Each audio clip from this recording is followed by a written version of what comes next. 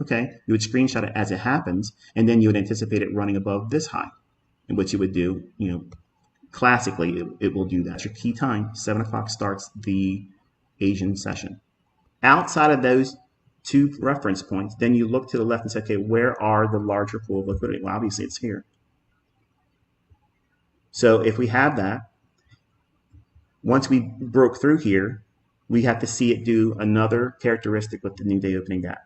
We have to move away from it initially, go to a short-term high to take liquidity out, which it does here, and then drops down below, crossing over the new day opening gap. So this is where you want to see it coloring outside the lines.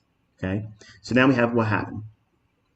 The market crosses back above new day opening gap.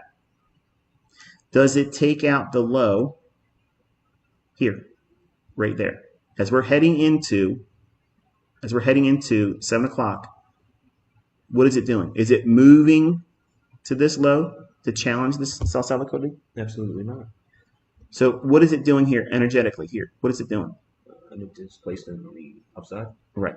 So it's crossing over the new day opening gap. And then at 7 o'clock, what does it do on the 7 o'clock candle? Look close. Let me take this away for a second. What do you see it do? And it dips back into it just slightly. It retrades to the new day opening gap that was formed right over here. You see it touching that? Sure.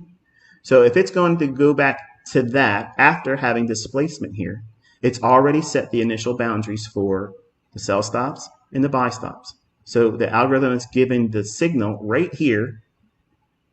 Now we're inside the element of time.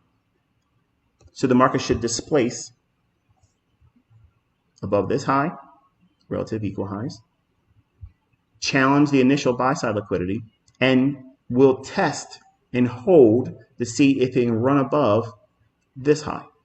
Now, because you sat with me last night, we actually did this. We actually traded it. We pushed the button, and there it is. But